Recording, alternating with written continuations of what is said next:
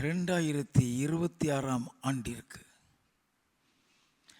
தேவனாகிய கர்த்தர் நமக்கு கொடுத்த வாக்குத்தத்தம் நிறைவேற கர்த்தர் நம்மிடத்திலே எதிர்பார்க்கும் காரியங்கள். யோசுவாவின் புஸ்தகம் 1வது அதிகாரம் 1வது 5வது 9வது வசனங்கள். கர்த்தருடைய தாசனாகிய மோசே மரித்த பின்பு கர்த்தர் மோசேயின் ஊழியக்காரனான நூனின் குமாரன் யோசுவாவை நோக்கி, நீ உயிரோடு இருக்கும் நாளெல்லாம் ஒருவனும் உனக்கு முன்பாக எதிர்த்து நிற்பதில்லை. நான் மோசையோடு இருந்தது போல உன்னோடும் இருப்பேன். நான் உன்னை விட்டு விலகுவதும் இல்லை, உன்னை கை விடுவதும் இல்லை. நான் உனக்கு கட்டளையிடவில்லையா? பலம் கொண்டு திடமனதாயிரு, திகையாதே, கலங்காதே. நீ போகும் இடமெல்லாம் உன் தேவனாகிய கர்த்தர் உன்னோடு இருக்கிறார் என்றார். ஆண்டவர் வாக்குத்தத்தத்தை கொடுத்துட்டு பலங்கொண்டு திடமனதாயிரு, திகையாதே, கலங்காதே. நீ போகும் இடமெல்லாம் உன் தேவனாகிய கர்த்தர் உன்னோடு இருக்கிறார். திகையாதே, கலங்காதேன்னு ஏன் சொன்னார்? தேவனுடைய மனுஷனாகிய மோசேயை கர்த்தர் அவன் இறக்கிறதற்கு முன்பாகவே அவனிடம்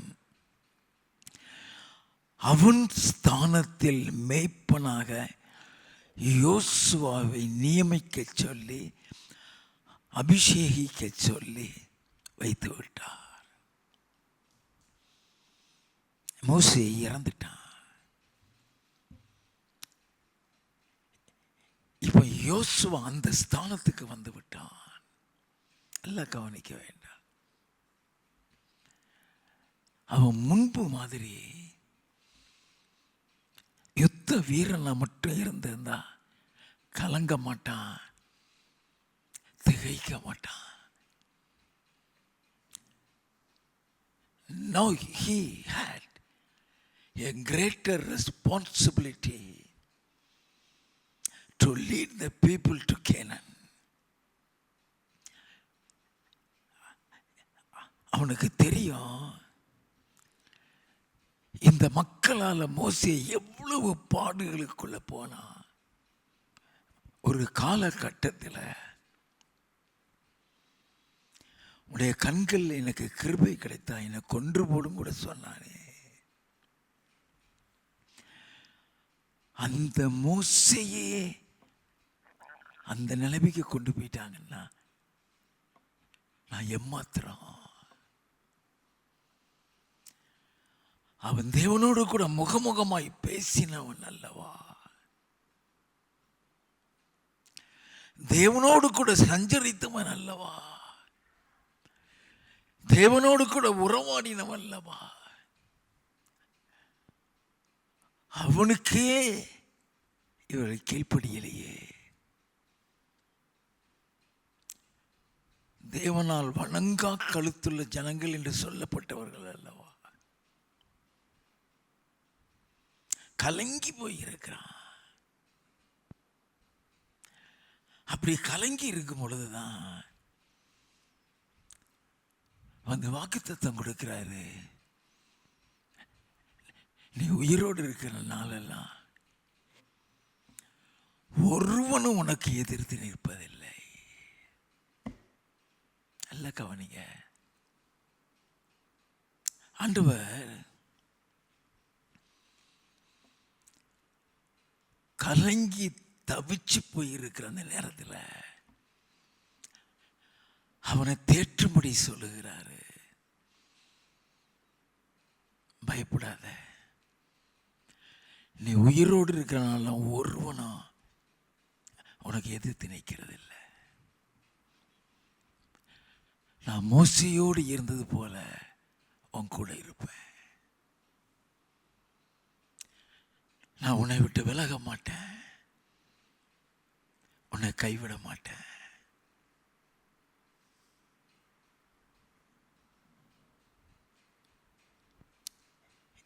இது எந்த எந்த அளவுக்கு அவனுக்கு ஒரு பூஸ்ட் கொடுத்தது மாதிரி இருந்திருக்கும்.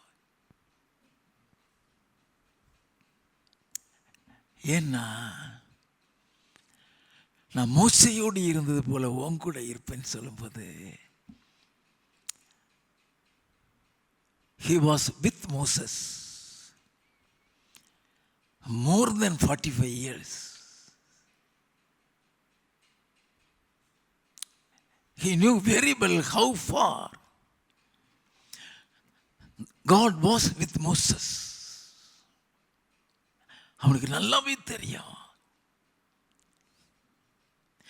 எந்த அளவுக்கு கர்த்தர் மோசையோடு கூட இருந்தாருங்கிறது அவனுக்கு நல்லாவே தெரியும். அப்படிப்பட்ட ஒரு வாக்கை கொடுக்கிறாரே.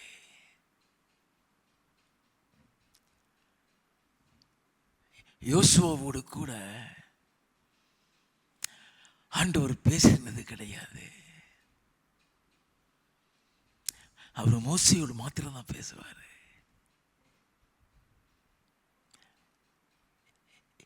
இப்போ அவர் பேசுறது அவன் இறந்ததுக்கு அப்புறம் தான் பேசுறாரு.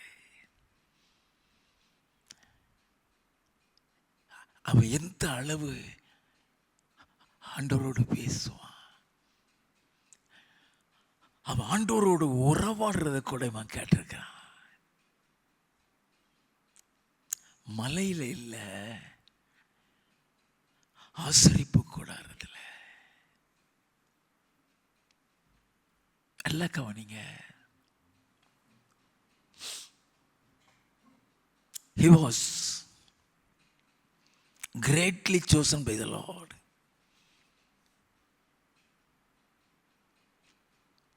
In the place of Moses to lead the people of Israel to Canaan. A greater responsibility. ஆண்டவர் மோசேயோட சொன்ன வார்த்தைகள் எல்லாமே அவனுக்கு தெரியும். அவனோட உறவாடினது இவனுக்கு தெரியும்.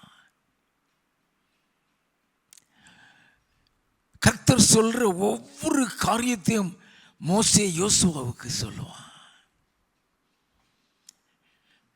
யோசுவா சின்ன பையன்தான், ஆனா மோசேக்கு யோசுவாவும் காலேபும் ரைட் அண்ட் லெஃப்ட் ஹேண்ட். அவர் எப்படி மோசேயோடு கூட இருந்தார், எப்படி உறவாடினார், அதெல்லாம் கூட அவன் யோசித்து பார்த்துருக்கலாம். அந்த வாக்கு கொடுக்கிறாரே, அது அவனை அதிகமாக திடப்படுத்தியிருக்கும். ஏன் சொன்னா, கர்த்தர் மோசேயோடு உறவாடினதை அவர் கேட்டிருக்கிறான். யாத்ராகமம் 33வது அதிகாரம் 7 முதல் 11 வசனங்களை வாசிப்போமே. மோசே கூடாரத்தை பெயர்த்து அதை பாளையத்துக்கு புறம்பே தூரத்திலே போட்டு அதற்கு ஆசரிப்பு கூடாரம் என்று பெயரிட்டான். கர்த்தரை தேடி யாவரும் பாளையத்துக்கு புறம்பான ஆசரிப்பு கூடாரத்துக்கு போவார்கள். மோசே கூடாரத்துக்கு போகும்போது ஜனங்கள் எல்லாரும் எழுந்திருந்து தங்கள் தங்கள் கூடார வாசலில் நின்று கொண்டு அவன் கூடாரத்துக்குள் பிரவேசிக்கும் மட்டும் அவன் பின்னே பார்த்து கொண்டிருந்தார்கள். மோசே கூடாரத்துக்குள் பிரவேசிக்கையில் மேகஸ்தம்பம் இறங்கி கூடார வாசலில் நின்றது. கர்த்தர் மோசேயோடே பேசினார். ஜனங்கள் எல்லாரும் மேகஸ்தம்பம் கூடார வாசலில் நிற்க கண்டார்கள். கூடார வாசல்ல மேகஸ்தம்பம் நிற்கிறத மக்கள் காண்கிறாங்க, அவங்க பார்க்கிறாங்க. வாசிப்போம். ஒருவன் தன் சிநேகிதனோட பேசுவது போல கர்த்தர் மோசையோட முகமுகமாய் பேசினார். கூடாரத்தில் முகமுகமாய் பேசுகிறார். அந்த கூடாரத்துக்குள்ளதான் யோசுவா இருக்கிறான். வாசிப்போம். பின்பு அவன் பாளையத்துக்கு திரும்பினான். நூனின் குமாரனாகிய யோசுவா என்னும் அவனுடைய பணிவிடைக்காரனாகிய வாலிபன் ஆசரிப்பு கூடாரத்தை விட்டு பிரியாதிருந்தான். அவன் உள்ளதான் கிடக்கிறான். He knew how far the conversation with Moses and God is so imminent. between both of them. அதெல்லாம் இருதயத்தை தேத்தக்கூடியது. இவன் மோசையோடு கர்த்தர் எப்படி பேசினார் அப்படின்னு என்னோட பேசுவார். அந்த நம்பிக்கை உனக்குள்ள வந்திருக்கும். நான் மோசையோடு இருந்தது போல உன் கூட இருப்பேன் தானே சொல்றாரு. That is different. நான் உன் கூட இருப்பேன்னு சொல்ற அனுபவம் வேற. I will be with you. That is different. But I will be with you as I was with Moses. That's entirely different. மோசேக்கும் கர்த்தருக்கு இருந்த உறவு ஆதாம் ஏவாளுக்கு கூட இருந்திருக்காது. டைரக்ட் அவரால் சிருஷ்டிக்கப்பட்ட ஆதாம் ஏவாள் கூட ஒரு சிநேகிதன் பேசுறதுக்கு போல முகமாக பேசுகிறார். எந்த அளவுக்கு அவன் கர்த்தரோட நெருங்கி பேசி இருந்தா உங்க முகத்தை எனக்கு காமிங்க ஆண்டவரையும் கேட்டிருப்பான். அவன் முதுக பார்க்கறதுக்கே கையை வச்சு மறைச்சிட்டாரு. முதுக கூட பார்க்க முடியாது. உலகத்தில் அந்த சாக்கியம் எவனுக்குமே கிடைச்சது கிடையாது.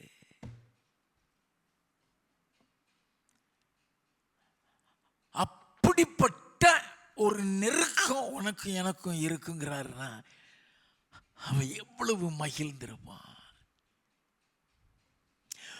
ஒவ்வொரு இடத்துக்கு போகிற யுத்தத்துக்கு போகும்போதும் கர்த்தர் எப்படி மோசையோடு இருந்தாருங்கிறது யோசுவாவுக்கு தெரியும். மோசையின் நிமித்தமே எல்லா ஜெயத்தையும் கட்டளையிடுவார். நல்லா கவனிக்க வேண்டாம்.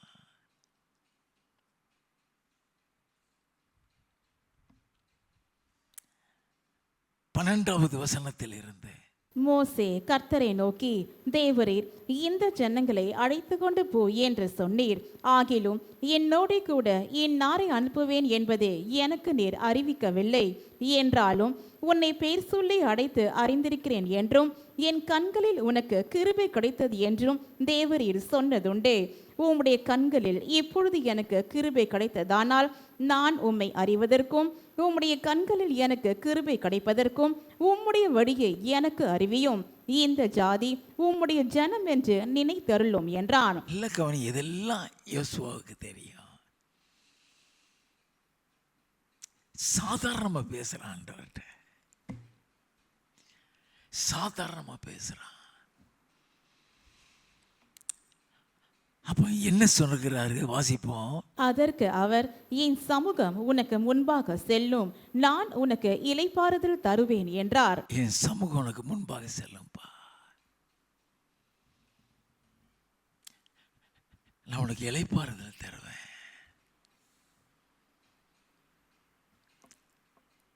அந்த ஒரு வார்த்தை இப்பைக்கு யோசுவாவுக்கு போதும். நான் மோசையோடு இருந்தது போல உன் கூட இருப்பேன்னா என் சமூகம் உனக்கு முன்பாக போகுன்னு சொன்னீரே, அப்போ என் கூட இந்த சமூகம் வருமே. எப்படி கர்த்தருடைய கண்களில் மோசேக்கு கிருபை கிடைத்ததோ அதே கிருபை யோசுவாவுக்கும் கிடைக்குமே. நல்லா கவனிங்க.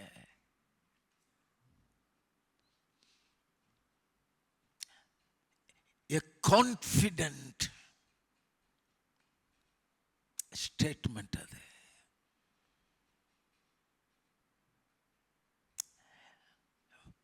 மோசேயை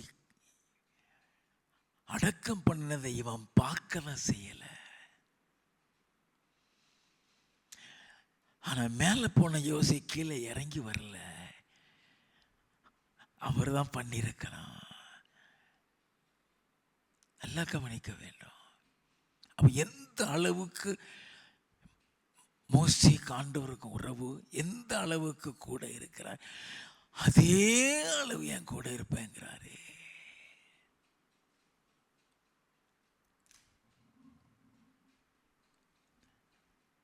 நீங்க வேதத்தை எடுத்து வாசித்தீங்கன்னா மோசே அளவுக்கு ஆண்டவர் யாரோடையும் அந்த அளவு உறவாடினது கிடையாது.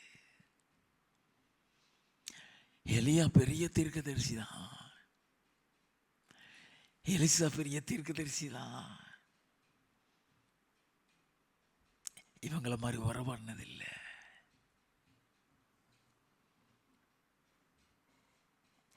சுனேமியால் பிள்ளை செத்துட்டு அங்கே போய் நிற்கிறான்.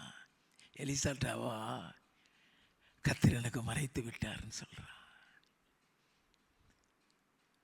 மோசேக்கு மறைக்க மாட்டாரு. எந்த அளவுக்கு மோசையோடு இருந்தாரோ அந்த அளவு உங்களோட என்னோட இருப்பேன்னு சொல்றாரு.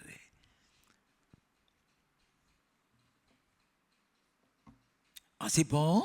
அப்பொழுது அவன் அவரை நோக்கி, உம்முடைய சமூகம் என்னோட கூட செல்லாமற் போனால் எங்களை இவ்விடத்திலிருந்து கொண்டு போகாதிரும். எனக்கும் உமது ஜனங்களுக்கும் உம்முடைய கண்களிலே கிருபை கிடைத்ததென்பது எதினால் அறியப்படும்? நீர் எங்களுடைய வருவதினால் அல்லவா? பியூட்டிஃபுல் வார்த்தை அது. அவரு கண்ணில் கிருபை கிடைச்சுன்னு சொன்னா அவரு கூட வர்றது ஐயா. அவர் கூட வரும்போது நீ போயிட்டு தான் இருப்ப. You are going alone. அவங்க கூட யாருமே இருக்க மாட்டாங்க. எந்த சத்தத்தையுமே நீ கேட்க மாட்ட. அவர் உன் கூட வர்றங்கிறத உனக்கு தெரியப்படுத்துறதுக்கு சடனா உன் மேல ஒரு பிரசன்ஸ் இறங்கும். ஒன்னு அறியாமலே உன் இருதயத்துக்குள்ள ஒரு தகப்பன் பிள்ளை பாச உணர்வு உண்டாகும்.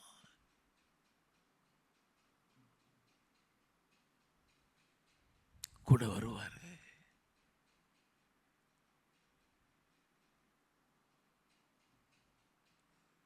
சில நேரங்களில் நான் ஜெபிக்கும் போதெல்லாம் ஒரு கடவுள்கிட்ட பேசுனது மாதிரி இருக்காது, ஒரு தகப்பன்ட்டு கேட்கறது மாதிரி பேசுறது மாதிரி இருக்கும். கண்ணீர் வந்து கொண்டே இருக்கும், அழுது கொண்டே தான் பேசுவோம்.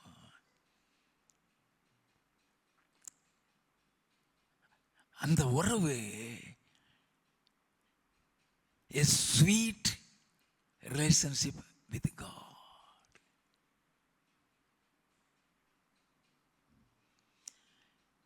எவ்வளவு பெரிய பிரச்சனைக்குள்ள போனாலும் நீ பயப்பட வேண்டிய அவசியமே இருக்காது. ஏன்னா நான் உன்னை விட்டு விலகிறது இல்லை,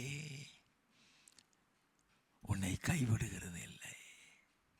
உன்னுடைய கண்களில் கிருபை கிடைச்சா எதனால் அந்த கிருபன் கண்டுபிடிக்கிறது? எங்க கூட வர்றதுனாலதான். நீர் எங்களோட வரலைனா இந்த இடத்துல இருந்து கொண்டு போயிடாதீங்க ஆண்டவரே. அவனுக்கு தெரியும் தேசம் தாண்டி தேசம் போகணும், நாடு தாண்டி நாடு போகணும். எத்தனையோ எதிர்ப்புகள்லாம் இருக்கும், எல்லாம் யோசுவாவுக்கு தெரியும். மோவாப் தேசத்தில் வரும்போது பிலேயாம் கூலி கொடுத்து இதே இஸ்ரவேல் மக்களை சபிக்கிறதற்கு கூட்டு வர்றாங்க. அவங்க ஆசீர்வதிக்கப்பட்டவங்கப்பா, சபிக்காத.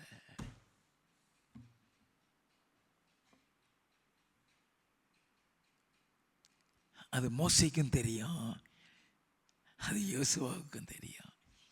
மோசே தான் அதை எழுதி வச்சதே, மோசே தான். நல்லா கவனிங்க,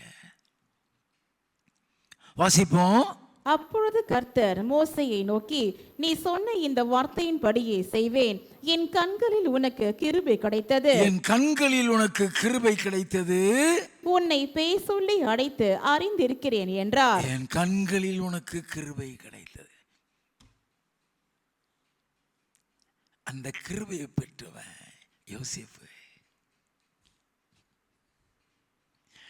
யோசேப்பை கொண்டு போய் ஜெயிலில் போடுறானுங்க.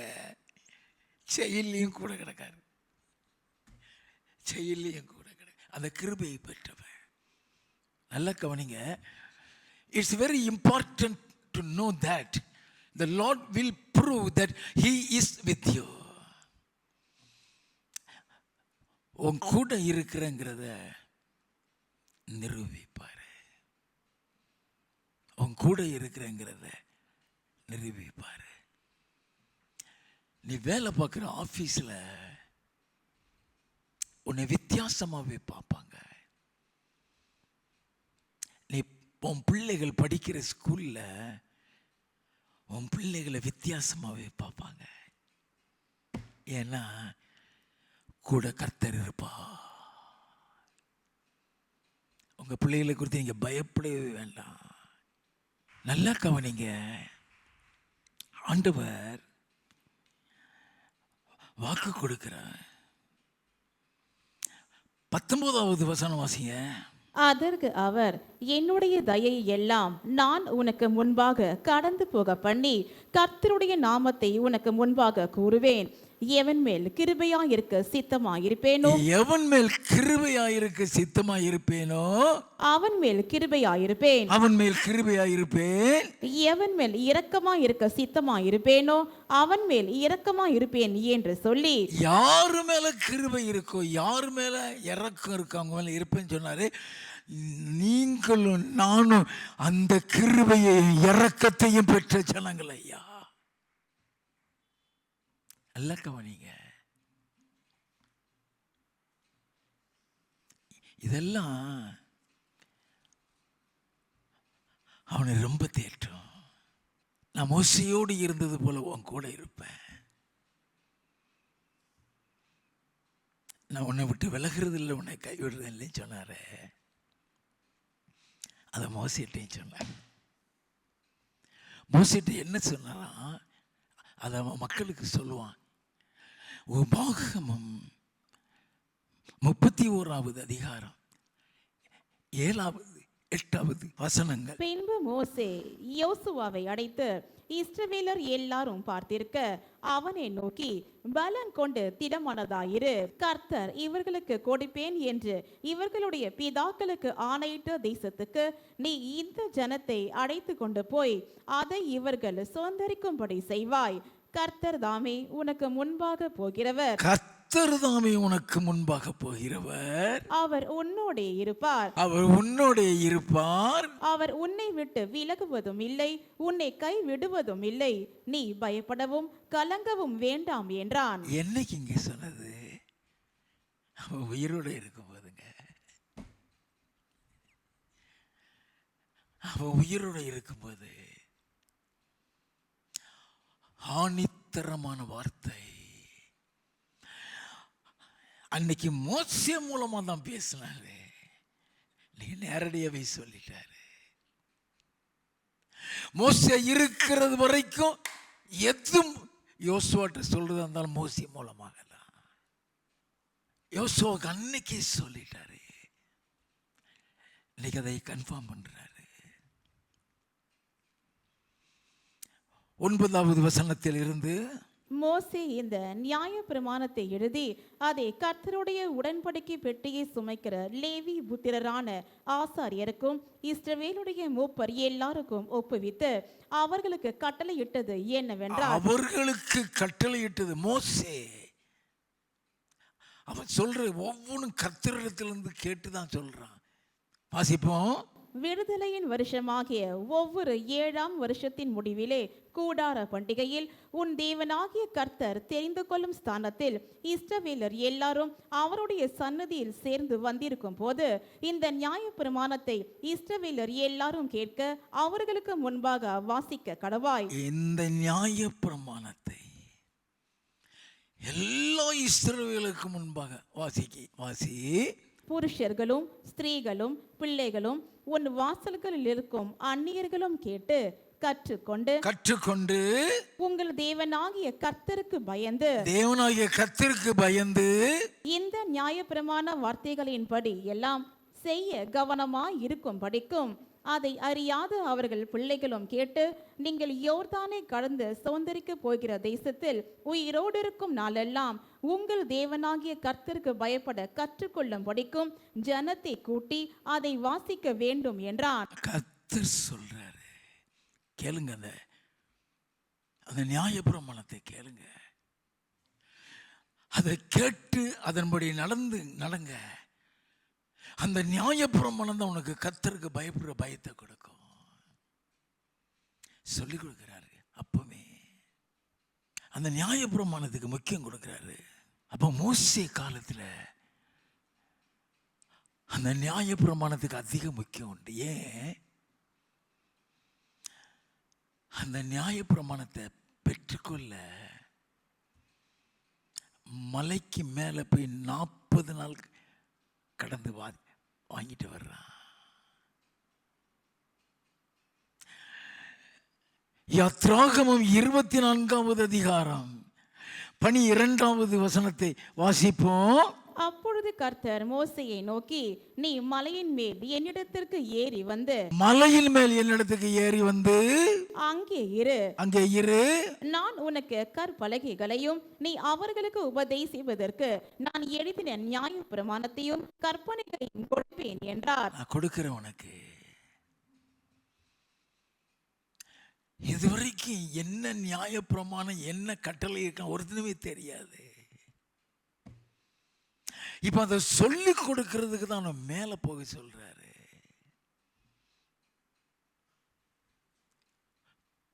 முதல்ல அவன் வாங்கிட்டு வந்தது 10 கற்பனை தான். அந்த 10 கற்பனைக்கு எத்தனை நாள் ஆச்சு தெரியுமா? 18வது வசனம் வாசிங்க.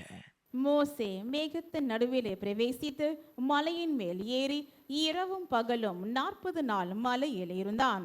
40 நாள் மலையில இருக்கிறான். 40 நாள் காத்திருந்து வாங்குறான். Very valuable commandments of God. கானானுக்கு போகிறதுக்கே அந்த கட்டளைகள்லாம், பரலோகத்துக்கு போகிறது எவ்வளவு பெரிய கட்டளைகள் இருக்கும்.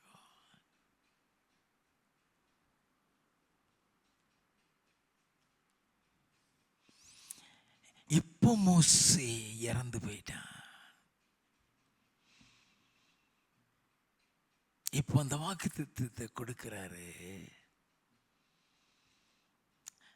அந்த வாக்குத்தத்தம் நிறைவேறணும்னா நீ எப்படி நடக்கணும்னு சொல்றாரு. நல்லா கவனிச்சுக்கிறேங்க. யோசுவாவின் புஸ்தகம் 1வது அதிகாரம் 1வது 5வது 7 இருந்து 9வது. கர்த்தருடைய தாசனாகிய மோசே மரித்த பின்பு கர்த்தர் மோசேயின் ஊழியக்காரனான நூனின் குமாரன் யோசுவாவை நோக்கி, நீ உயிரோடு இருக்கும் நாளெல்லாம் ஒருவனும் உனக்கு முன்பாக எதிர்த்து நிற்பதில்லை. நான் மோசையோடு இருந்தது போல உன்னோடும் இருப்பேன். நான் உன்னை விட்டு விலகுவதும் இல்லை, உன்னை கை விடுவதும் இல்லை. நல்ல கவனிங்க. தெளிவா சொல்றார். உன்னை விட்டு விலகுறதும் இல்லை, உன்னை கைவிடுவதும் இல்லை. 6வது வசனத்துல ஒரு 2 வரி வாசிங்க. பலங்கொண்டு திடமனதாயிரு. பலங்கொண்டு திடமனதாயிரு. இவன் 7வது வசனத்தில் இருந்து வாசிப்போம். என் தாசனாகிய மோசே உனக்கு கற்பித்த நியாய பிரமாணத்தின் படியெல்லாம் செய்ய கவனமாயிருக்க மாத்திரம் மிகவும் பலம் கொண்டு திடமனதாயிரு. நீ போகும் இடமெல்லாம் புத்திமானாய் நடந்து கொள்ளும்படிக்கு அதை விட்டு வலது இடதுபுறம் விலகாதிருப்பாயாக. வலது இடதுபுறம் விலகிறாத. God's promises of conditional. எப்பொழுதுமே கூட இருப்பாரு. நீ பிரியமா நடக்கிறது வரைக்கும். தானியேலை சிங்கத்தில் கெபியிலே தூக்கி போட்டானுங்க ஐயா. ஒரு சிங்கம் கூட ஒன்றும் செய்ய முடியல. ஏன்? தேவதூதன் வந்து சொல்றான், நீ மிகவும் பிரியமானவன், you are greatly beloved.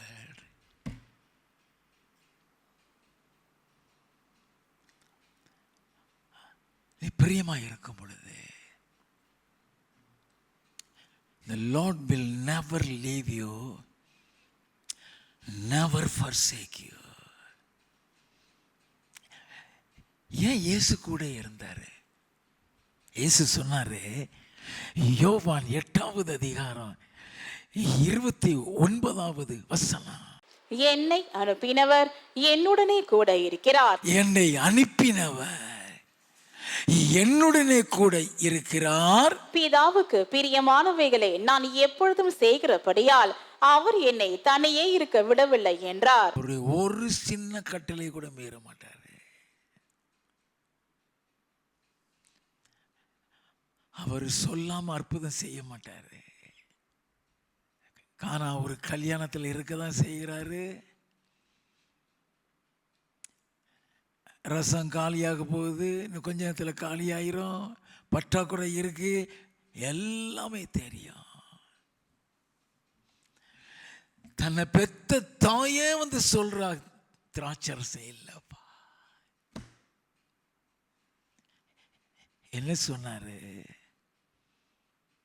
என் வேலை வரலம்மா, அங்கிருந்து உத்தரவு வரணும், என் வேலை வரல.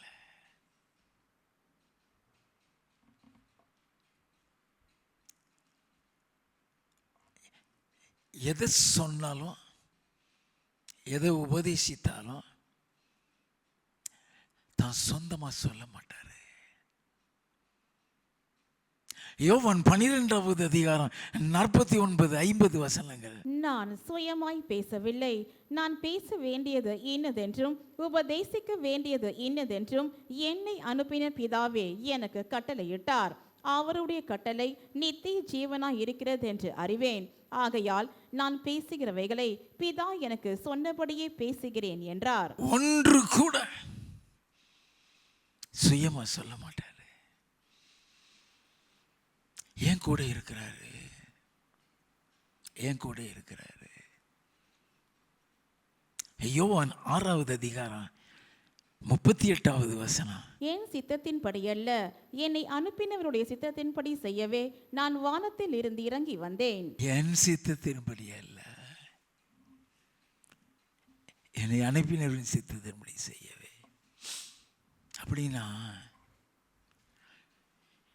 யோசுவாவுக்கு உள்ளம் குளிரத்தக்கதான வாக்கு தத்தத்தை கொடுத்துட்டு அந்த கட்டளின்படி நடக்க மாத்திரம் கவனமா இருந்துக்கோ. பியூட்டிஃபுல் வார்த்தை அது,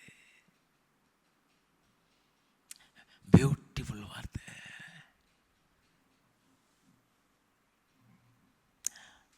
அதை விட்டு வலது இடதுபுறம் விலகிறாத.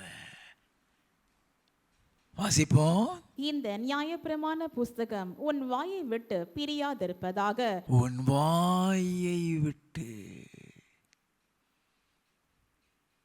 ஏன் வாயை விட்டுன்னு சொல்றாரு?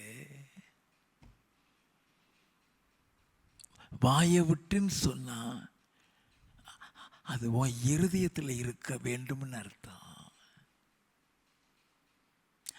இருதயத்தின் நிறைவினால் தான் வாய் பேசும்.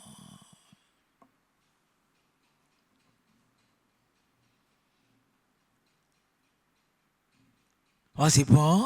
இதில் எழுதி இருக்கிறவைகளின்படி எல்லாம் நீ செய்ய கவனமா இருக்கும்படி. எழுதி இருக்கிறபடி எல்லாம் செய்ய நீ கவனமா இருக்கும்படி இரவும் பகலும் அதை தியானித்துக் கொண்டிருப்பாயாக. இரவும் பகலும் அதை தியானித்துக் கொண்டிரு.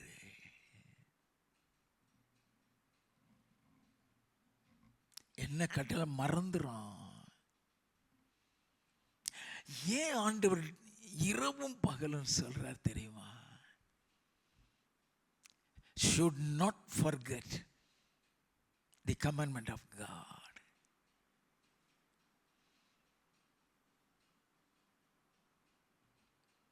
எந்த நேரம் அதை தியானிக்கிறது, எந்த நேரம் அந்த வசனம். நீ வேதத்தை எந்த அளவுக்கு நீ தியானித்துக் கொண்டிருக்கிறாயோ, நீ ஒரு தப்பு செய்யும் பொழுது அந்த வசனம் உனக்கு ஞாபகப்படுத்துவாரு. அந்த வசனத்தின்படி நீ செய்கிறது தப்பு.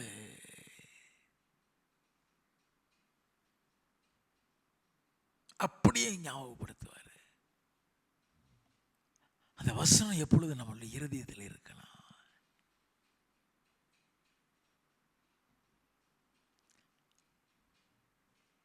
நீ அவனை மேய்ப்பனா வச்சுட்டாருயா. மோசே காலம் வரைக்கும் யோசுவா ஒரு செல்ல பிள்ளை மாதிரி மோசேக்கு.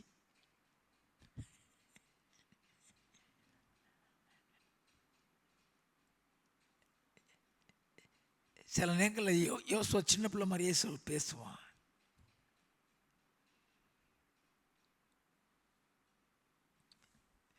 என் உயிரை எடுத்துரும் ஆண்டவரேன்னு சொல்லி மோசே கேட்கும்போது,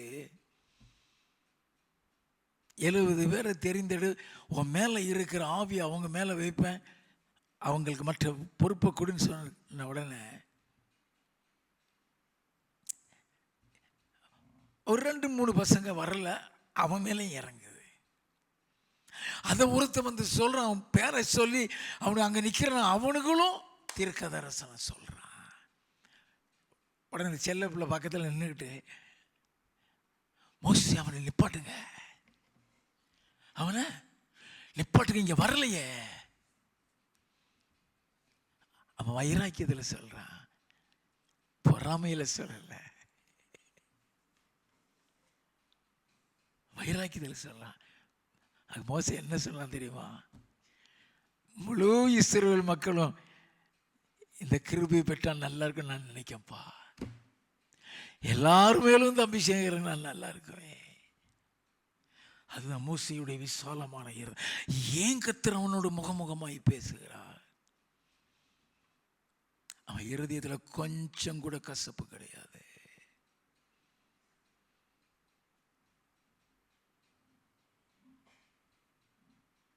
அவனுக்கு விரோதமாய் பேசினவங்களுக்காகவும் அவர்கிட்ட போய் மன்னிப்பு தான் கேட்பான். அதனால தான் உன்னை போல ஒரு தீர்க்கதரிசி ஒரு சகோதரர் இந்த எலும்பை பண்ணுவேன்னு இயேசுவை சொன்னாரே. He was compared with Jesus. ஒருத்தன் கூட தேவன் இயேசுவோடு கம்பேர் பண்ணி சொன்ன ஹிஸ்டரியே கிடையாது. மோசே ஒருத்தன் தான். எல்லாம் கவனிக்க வேண்டாம். இந்த நியாயப்பிரமாணம் ஒன்று விட்டு போயிடக்கூடாது. யாத்ராகமும் 19வது அதிகாரம் 3வது வசனத்தில் இருந்து, மோசே தேவனிடத்திற்கு ஏறி போனான். கர்த்தர் மலையில் இருந்து அவனை கூப்பிட்டு, நீ யாக்கோபு வம்சத்தாருக்கு சொல்லவும் இஸ்ரவேல் புத்திரருக்கு அறிவிக்கவும் வேண்டியது என்னவென்றால், நான் எகிப்தியருக்கு செய்ததையும், நான் உங்களை கழுகுகளுடைய செட்டைகளின் மேல் சுமந்து உங்களை என் அண்டையிலே சேர்த்து கொண்டதையும் நீங்கள் கண்டிருக்கிறீர்கள். எந்த அளவுக்கு உங்களோட நான் அன்பு வைத்து என் சட்டையில மறைச்சு உங்களை கூட்டிட்டு வந்திருக்கிறேன், அதை நீங்க கண்டிருக்கிறீங்க. அவர் சொல்றதை கவனிக்கணும். உன் ஆண்டவர் அதிகமா நேசிக்கிறாரா? உன்னிடத்தில் அதிகமாக எதிர்பார்ப்பாரு. உன்னிடத்தில் அதிகமாக எதிர்பார்ப்பாரு. உன் இஷ்டத்துக்கு பேசவே விட மாட்டாரு. ஆண்டவர் சொல்றாரு, உங்களை கழுகுகளின் சட்டைங்களை மறைச்சு தூக்கிட்டு வந்திருக்கிறேன், ஒரு தீமை அணுகாதபடி பாதுகாத்துட்டு வந்திருக்கிறேன். எப்படி கழுகு தம் குஞ்சுகளை சுமந்துட்டு வருமோ அப்படி கொண்டு வந்திருக்கிறேன். வாசிப்போம்.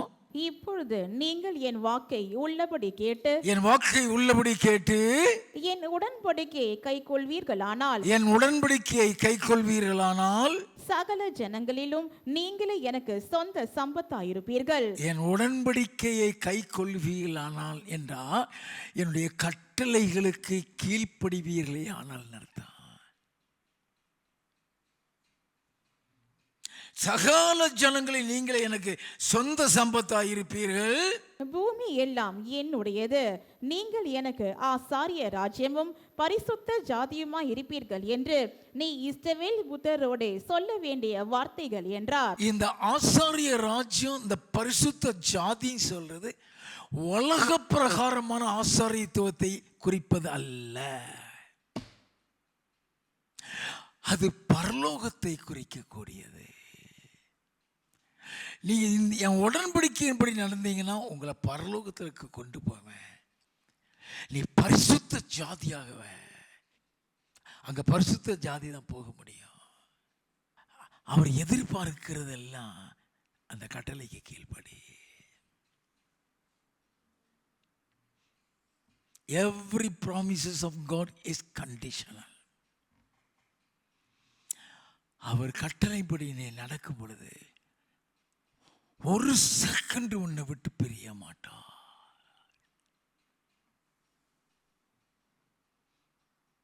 நல்ல கவனிங்க. ஆனா எவ்வளவுதான் கர்த்தர் உன்னை நேசித்தாலும், எவ்வளவுதான் உன் மீது அன்பாய் இருந்தாலும், எவ்வளவுதான் மோசையோடு இருக்கிறது போல உன் கூட இருப்பேன்னு சொன்னாலும், எவ்வளவுதான் கழுகுடைய செட்டில் மறைச்சு உன்னை கூட்டிட்டு வந்தாலும், அவருடைய கட்டளைப்படி நடக்காட்டா என்ன நடக்கும்? நல்லா தெரிந்து கொள்ள வேண்டாம்.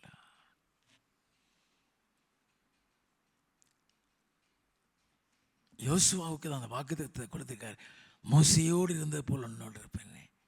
யோசுவாவின் புஸ்தகம் 6வது அதிகாரம் 1 முதல் 5 வசனங்களை வாசிப்போம்.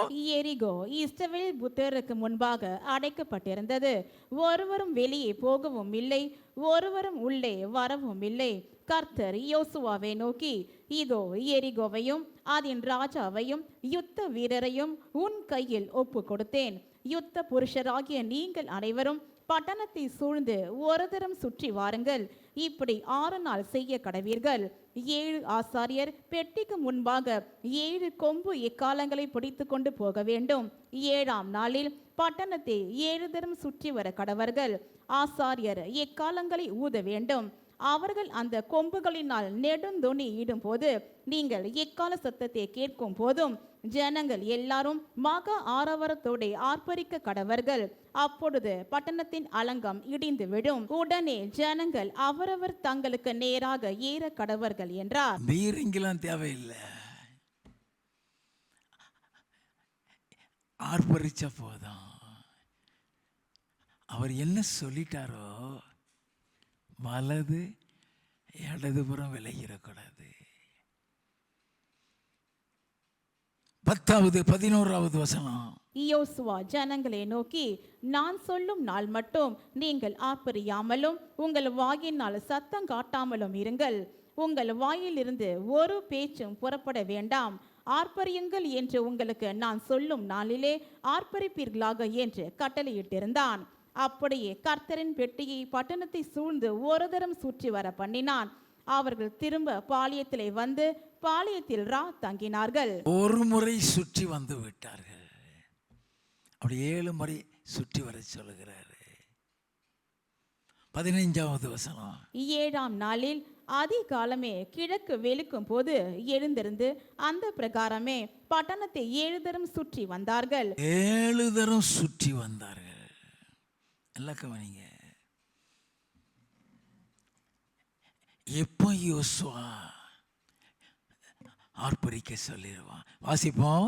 7ஆம் தரம் ஆசாரியர் எக்காலங்களை உதுகையில் யோசுவா ஜனங்களை நோக்கி, ஆர்ப்பரியுங்கள், பட்டணத்தை கர்த்தர் உங்களுக்கு ஒப்பு கொடுத்தார். ஆர்ப்பரியுங்கள், பட்டணத்தை கர்த்தர் உங்கள் கையில் ஒப்பு கொடுத்தார்னு சொல்லிட்டான். சொல்லிட்டு கர்த்தருடைய ஒரு கட்டளையை சொல்லுகிறான்.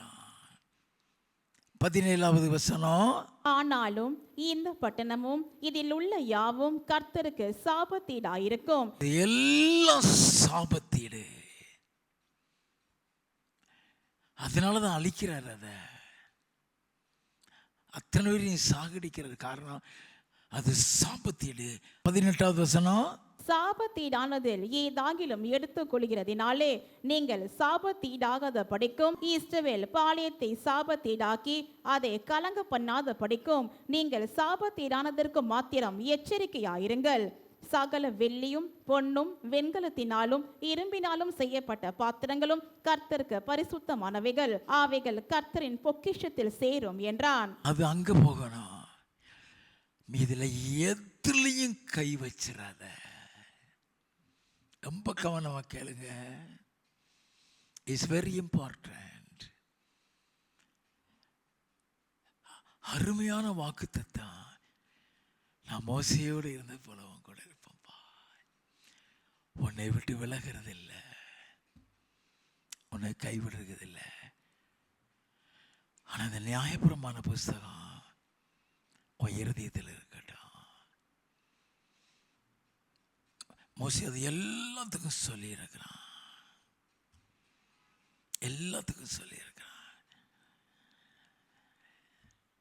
சாபத்தில் இருந்தல ஒன்று கூட எடுத்துடாதீங்கடா. 20வது வசனத்திலிருந்து, எக்காலங்களை ஊதுகையில் ஜனங்கள் ஆர்ப்பரித்தார்கள். எக்கால சத்தத்தை ஜனங்கள் கேட்டு மகா ஆரவத்தோட முழங்குகையில் அலங்கம் இடிந்து விழுந்தது. உடனே ஜனங்கள் அவரவர் தங்களுக்கு நேராக பட்டணத்தில் ஏறி பட்டணத்தை பிடித்து பட்டணத்தில் இருந்த புருஷரையும் ஸ்திரீகளையும் வாலிபரையும் கிழவரையும் ஆடு மாடுகளையும் கழுதைகளையும் சகலத்தையும் பட்டய கருக்கினால் சங்காரம் பண்ணினார்கள். எல்லாத்தையும் அழிச்சிட்டானுங்க. அங்க அங்க வெள்ளி பொண்ணு செதறி கிடக்குது. நல்லா கவனிங்க. அவனுடைய வெள்ளி பொண்ணுலாம் செதறி கிடக்கு. அத்தனையும் காலி பண்ணிட்டான்.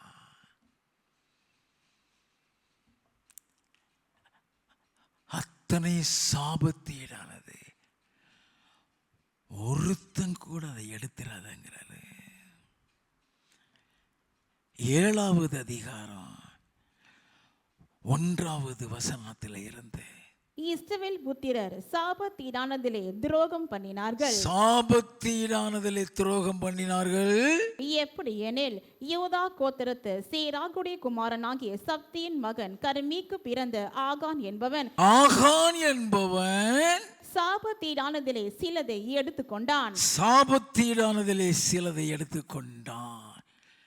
கர்த்தர் பார்ப்பாருங்கிற ஞானமே இல்லையே. எடுத்துட்டான். ஐயா வாசிங்க. ஆகையால் இஸ்ரவேல் புத்திரர் மேல் கர்த்தருடைய கோபம் மூண்டது. கர்த்தருடைய கோபம் மூண்டது.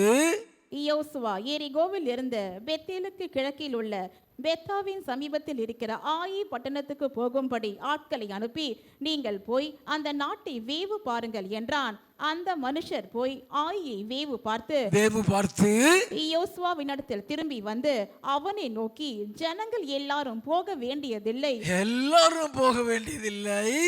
ஏறக்குறைய 2000-3000 பேர் போய் ஆயை முறியடிக்கலாம். 2000-3000 போனா போதும். ஏன்டா அவ சின்ன பட்டணம் தான், கொஞ்சம் பேர் தான் இருக்கான். சாதாரணமாக ஜெயிச்சிடலாங்கிறான். சாதாரணமாக ஜெயிக்கக்கூடியது. முழு யுத்த வீரர்களும் போக வேண்டிய இடம் அல்ல. வாசிப்போம். எல்லா ஜனங்களையும் அங்கே போகும்படி வருத்தப்படுத்த வேண்டியதில்லை, அவர்கள் கொஞ்சம் பேர்தான் என்றார்கள். அப்படியே ஜனங்களில் ஏறக்குறைய 3000 பேர் அவ்விடத்திற்கு போனார்கள். ஆனாலும் அவர்கள் ஆயி மனுஷருக்கு முன்பாக முறிந்து ஓடினார்கள். தோல்வியை சந்தை கர்த்தர் கூட இல்லையா? கர்த்தர் கூட இல்லை.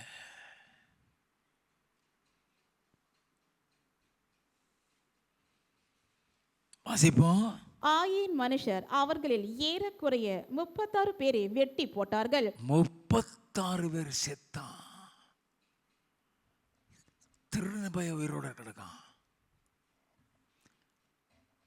திருடின பையன் உயிரோட கிடக்கான். அவன் யுத்தத்துக்கு போகல.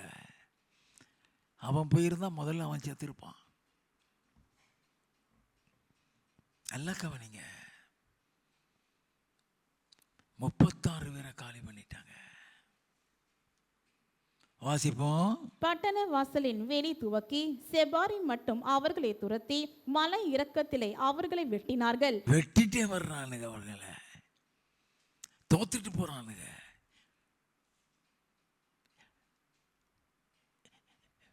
மோசேயுடைய நாட்கள்ல இப்படி நடந்த ஹிஸ்டரியே கிடையாது. நான் மோசையோடு உன்னோட இருப்பேன்னு சொன்னாரே.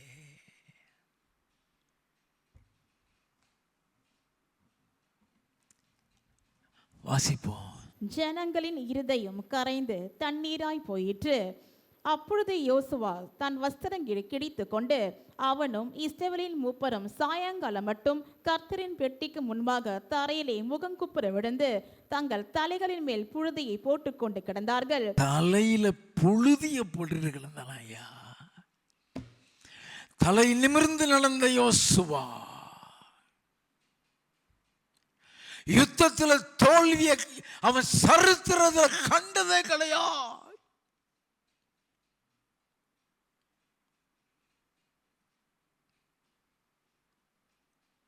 எல்லாம் கவனிக்க வேண்டாம்.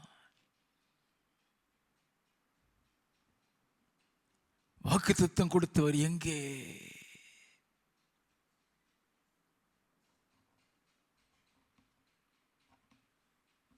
வாசிப்போம். யோசுவா, கர்த்தராகிய ஆண்டவரே, எங்களை அழிக்கும்படிக்கு எமோரியர் கைகளில் ஒப்பு கொடுத்துவதற்காகவா தேவரீர் இந்த ஜனத்தை யோர்தானை கடக்க பண்ணினீர்? நாங்கள் யோர்தானுக்கு அப்புறத்தில் மனம் திருப்தியாக இருந்து விட்டோமானால் நலமாயிருக்கும். ஆண்டவரே, இஸ்ரவேலர் தங்கள் சத்துருக்களுக்கு முதுகி காட்டினார்கள். இப்பொழுது நான் என்ன சொல்லுவேன்? கானானியரும் தேசத்து குடிகள் யாவரும் இதை கேட்டு எங்களை வளைந்து கொண்டு எங்கள் பேரை பூமியில் இராதபடிக்கு வேறற்று போக பண்ணுவார்களே. அப்பொழுது உமது மகத்தான நாமத்துக்கு என்ன செய்வீர் என்றான். அப்பொழுது கர்த்தர் யோசுவாவை நோக்கி, அப்பொழுது கர்த்தர் யோசுவாவை, நல்லா கவனிங்க என்ன சொல்றாருன்னு. யோசுவாவை நோக்கி, எழுந்திரு, நீ இப்படி முகங்குப்புற விழுந்து கிடக்கிறது என்ன? எழுந்திரு. ஏன் இப்படி முகங்குப்புற விழுந்து கிடக்கிற? வாசிப்போம். இஸ்ரவேலர் பாவம் செய்தார்கள்.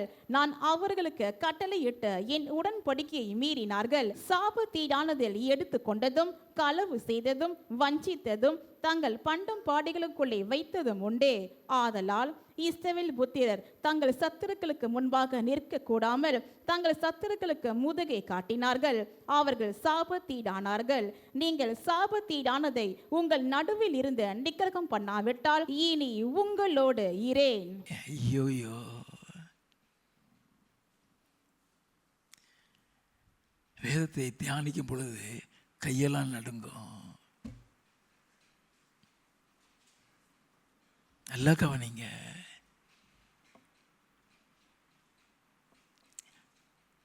நான் மோசையோடு இருந்தது போல உன்னோடு இருப்பேன்னு சொன்னவர் தான். அதை நிக்கிருக்க மாட்டேன், உங்களோட இருக்க மாட்டேன். வாசிப்போம். நீ ஜனங்களை பரிசுத்தம் பண்ணி சொல்ல வேண்டியது என்னவென்றால், நாளைய தினத்துக்கு உங்களை பரிசுத்தம் பண்ணிக் கொள்ளுங்கள். இஸ்ரவேலரே, சாபத்தீடானது உங்கள் நடுவில் இருக்கிறது.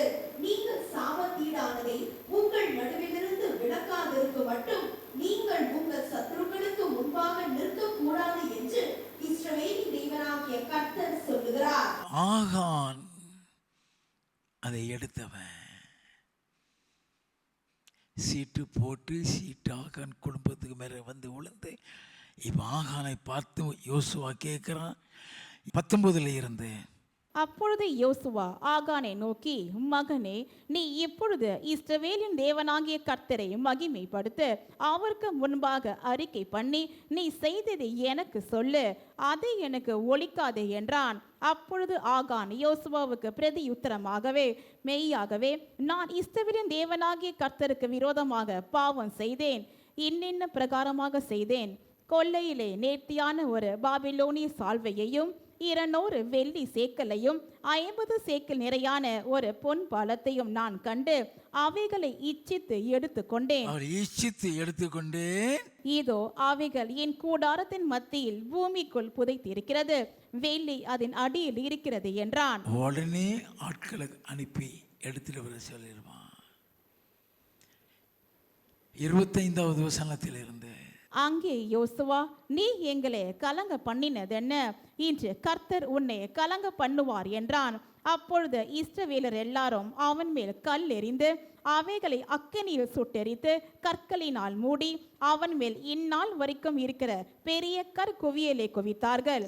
இப்படியே கர்த்தர் தமது கோபத்தின் உக்கிரத்தை விட்டு மாறினார். சாபத்தீடானது அழிந்தது. அதை நிக்கிரகம் பண்ணாட்டா உங்க கூட இருக்க மாட்டேன்னு சொல்லிட்டாரு. 8வது அதிகாரம் 1வது வசனம். அப்பொழுது கர்த்தர் யோசுவாவை நோக்கி, நீ பயப்படாமலும் கலங்காமலும் இரு. இப்ப சொல்றாரு, பயப்படாமலும் கலங்காமலும் இரு. நீ யுத்த ஜனங்கள் யாவரையும் கூட்டிக் கொண்டு எழுந்து ஆயி பட்டணத்தின் மேல் போ. இதோ ஆயின் ராஜாவையும் அவன் ஜனத்தையும் அவன் பட்டணத்தையும் அவன் நாட்டையும் உன் கையிலே ஒப்பு கொடுத்தேன். உன் கையிலே ஒப்பு கொடுத்தேன். நல்லா கவனிங்க. அந்த கட்டளைக்கு கீழ்ப்படி எதிர்பார்ப்பாரு. மோசே மாதிரி முகமுகமா பேசினவன் கிடையாது தான். அந்த மோசேயே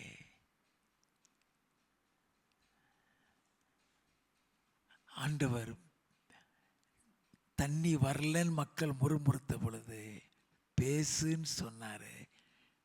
அந்த கண்மலையை பார்த்து பேசுன்னு சொன்னாரு. அடிச்சிட்டான். ஏன்னா முதல்ல அடிச்சுதான் தண்ணி வந்துச்சு. அடிச்ச உடனேயே என்ன சொன்னார் தெரியுமா? என் நாகமம் 20வது அதிகாரம் 12வது வசனம். பின்பு கர்த்தர் மோசேயையும் ஆரோனையும் நோக்கி, இஸ்ரவேல் புத்திரரின் கண்களுக்கு முன்பாக என்னை பரிசுத்தம் பண்ணும்படி நீங்கள் என்னை விசுவாசியாமற் போனபடியினால் இந்த சபையாருக்கு நான் கொடுத்த தேசத்துக்குள் நீங்கள் அவர்களை கொண்டு போவதில்லை என்றார். அவர்களை கொண்டு போகவில்லை. அந்த அவிசுவாசத்தை அவனுக்குள்ள கொடுத்ததுனால பேசுன்னு சொன்ன கட்டளையை மீறிவிட்டான். ஆண்டவருடைய பார்வையில அது கட்டளைக்கு மீறினதா. என் நாகமம் 27வது அதிகாரம் 12வது வசனத்திலிருந்து. பின்பு கர்த்தர் மோசேயை நோக்கி, நீ இந்த அபாரிம் மலையில் ஏறி நான் இஸ்ரவேல் புத்திரருக்கு கொடுத்த தேசத்தை பார். நீ அதை பார்த்த பின்பு உன் சகோதரனாகிய ஆரோன் சேர்க்கப்பட்டது போல நீயும் உன் ஜனத்தாரிடத்தில் சேர்க்கப்படுவாய். சபையார் வாக்குவாதம் பண்ணின சீன் வனாந்திரத்தில் தண்ணீருக்கு அடுத்த விஷயத்தில் அவர்கள் கண்களுக்கு முன்பாக என்னை பரிசுத்தம் பண்ண வேண்டிய நீங்கள் என் கட்டளையை மீறினீர்களே என்றார். என் கட்டளையை மீறினீர்களே.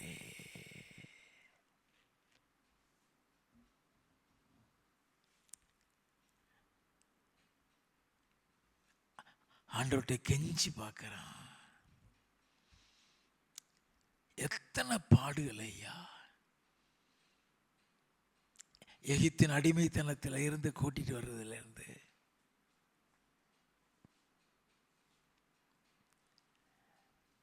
இதுவரைக்கும் எத்தனை பாடுகள்.